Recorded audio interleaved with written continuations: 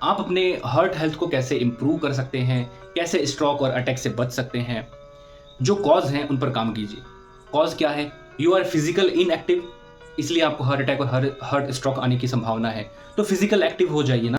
अब physical active होने का ये मतलब नहीं है कि एक कुर्सी से दूसरी कुर्सी पर आप बैठ गए, आप फिजिकल एक्टिव हो गए। नहीं, अगर आप पूरे वीक में 1 घंटे भी कोई फिजिकल एक्टिविटी नहीं कर रहे हो, कोई एक्सरसाइज नहीं कर रहे हो, इसका मतलब है कि आप बहुत ज़्यादा हाई रिस्क पे हो। अब क्या करें? टाइम नहीं है आपके पास में, आप तो बहुत बिजी हैं। तो क्या कर सकते हो? आप सोच के देखो। फिजिकल एक्टिव होने के लिए आप सिंपल वॉक कर सकते हो, ब्रिस्क वॉक कर सकते हो, साइकिलिंग कर सकते हो, स्विमिंग कर सकते हो। ये एक ऐसी एक्टिविटी है जो आपकी हार्ट के लिए बहुत ही ज़्यादा फायदेमंद है और ये आपको करनी चाहिए एटलीस्ट वीक में 5-6 घंटे। वीक में 5-6 घंटे। मैं ये नहीं कह रहा कि डेली करो। अगर आप वीक में 5-6 घंटे भी करते हैं, दैट मीन्स आप कहीं ना कहीं ये जो कार्डियोवास्कुलर डिजीज़ है इन पे कंट्रोल कर सकते हो। अगर आप जिम जा रहे हो तो बहुत अच्छी बात है, बहुत अच्छी बात है। लेकिन वहाँ भी सावधानी से करें, अपनी कंडीशन को देखते हुए, आपकी एज को देखते हुए, आपके एक्सपीरियंस को देखते हुए। गाइडेंस लें, प्रॉपर मेंटरशिप लें, ताकि आप किसी भी तरीके की अनहैपनिंग से बच सकें। कोलेस्ट्रॉल बढ़ने की वजह से हार्ट अटैक और स्ट्रोक्स आ रहे हैं, तो अपने कोलेस्ट्रॉल को मेंटेन रखो, इन चेक रखो, नॉर्मल रेंजेस में रखो। और वो कैसे रखेंगे? आप जो भी मार्केट में जो भी फूड आइटम्स हैं और जो आप खा रहे हो, junk food, oily food, seeds oil, इन सब की वजह से आपका कोलेस्ट्रॉल बढ़ रहा है। आप जो मीट, चिकन, डेयरी प्रोडक्ट्स का इतना ज़्यादा कंजप्शन कर रहे हो, उसकी वजह से आपका कोलेस्ट्रॉल बढ़ रहा है। तो उन पे कंट्रोल करो, उन्हें मत खाओ, कम खाओ, लिमिट में खाओ।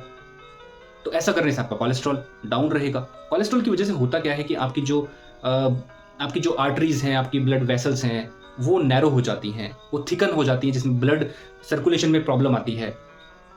जब ब्लड सर्कुलेशन में प्रॉब्लम आएगी, ब्लड की क्लॉटिंग हो सकती है, ब्लड का थक्का जम सकता है, ब्लड रुक सकता है, तो हार्ट कैसे काम करेगा? हार्ट का काम ही है पंप इन करना, पंप आउट करना। अब उसको ब्लड ही नहीं मिल रहा है तो वो कैसे काम करेगा? अटैक आ जाएगा, स्ट्रोक आ जाएगा। कोलेस्ट्रॉल, जब कोलेस्ट्रॉल को आप मैनेज कर लोगे तो आपका ब्लड प्रेशर भी मैनेज हो जाएगा, क्योंकि आपकी ब्लड वेसल्स सिकुड़ चुकी है। तो जब वो उसका सरफेस एरिया कम हो गया तो ऑब्वियसली ब्लड प्रेशर बढ़ रहा है। अब जब दवाइयाँ ले रहे हैं तो आपका ये कोलेस्ट्रॉल तो खत्म होने वाला नहीं है, आपकी हार्ट बीट कंट्रोल में कर ली जाती है। तो मेडिसिन जो आप ले रहे हो, तो don't totally depend on your medicine. वो बस आपको धक्का लगा रही हैं, आपकी ज़िंदगी की गाड़ी चलने के लिए धक्का लगा रही हैं। वो वास्तव में आपके रूट कॉज पर काम नहीं कर रही हैं। रूट कॉज पे काम कौन करेगा? आपका न्यूट्रिशन। आपका न्यूट्रिशन 80% होता है। तो आप सही न्यूट्रिशन का चुनाव करें, सही खाने का चुनाव करें, प्लांट बेस्ड होल फूड्स खाना स्टार्ट करें, सीड्स ऑयल से दूर रहें, डेयरी प्रोडक्ट्स को कम यूज़ करें, नॉन वेजिटेरियन फूड्स को कम इनटेक करें। ऐसा करने से आप अपने हार्ट की हेल्थ को इम्प्रूव कर सकते हो। अनसैचुरेटेड फैट्स को लेना स्टार्ट करें।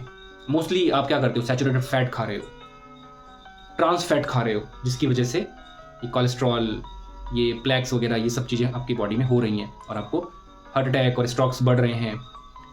एक रीज़न है स्ट्रेस। बहुत ज़्यादा स्ट्रेस ले रहे हैं, ओवर थिंकिंग कर रहे हैं, सोचना नहीं है फिर भी सोच रहे हैं। तो सोचने के लिए कुछ तो एनर्जी चाहिए ना। अब प्रॉपर न्यूट्रिशन है नहीं और बॉडी को एनर्जी भी लेनी है, तो क्या होगा? कैसे सर्वाइव करेगी आपका शरीर? और इसी वजह से आपके स्ट्रेस बढ़ने की वजह से ब्लड प्रेशर बढ़ रहा है। ब्लड प्रेशर बढ़ने से आपके हार्ट पे प्रॉब्लम आ रही है और आपको हार्ट अटैक और स्ट्रोक्स झेलने पड़ रहे हैं। तो स्ट्रेस कम करने के बहुत सारे तरीके हो सकते हैं, जिसमें फिजिकल एक्टिव रहना भी एक अच्छा तरीका है। और इसके अलावा आप योग कर सकते हैं, आप मेडिटेशन कर सकते हैं, आप ब्रीदिंग टेक्निक को यूज में ले सकते हैं, और सबसे आप नेचर के साथ जुड़ें, आप स्पिरिचुअल बुक्स पढ़ना स्टार्ट करें, आपकी सारी टेंशन गायब हो जाएगी। जैसे भगवत गीता आप पढ़ सकते हैं। आपका डायबिटीज की वजह से भी, अगर आपको डायबिटीज है, इसका मतलब है कि आप हार्ट अटैक और स्ट्रोक्स की हाई रिस्क पे हो।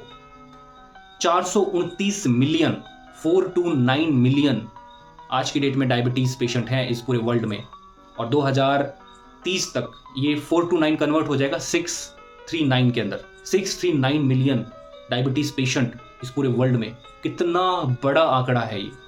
और जिन लोगों को डायबिटीज है वो किसी भी वक्त निकल सकते हैं हार्ट अटैक और स्ट्रोक्स के, क्योंकि जो एक्स्ट्रा ग्लूकोज है, एक्स्ट्रा शुगर है, कहाँ जा रहा है वो आपके ब्लड वेसल्स के अंदर जमा हो रहा है। प्लेग, स्कार, कैल्सिनेशन, ये सब कुछ इस एक्स्ट्रा शुगर और ग्लूकोज की वजह से हो रहा है। जो आपने अपने इंसुलिन को इनसेंसिटिव कर दिया है because of your eating unhealthy eating pattern. बार बार खा रहे हो, बिंज ईटिंग कर रहे हो, कुछ भी चल रहा है, दिन भर गधे की तरह चरते जा रहे हो, तो इसकी वजह से आपका इंसुलिन इनसेंसिटिव हो गया, इंसुलिन रेजिस्टेंस हो गया है बॉडी में। इसको सही करो।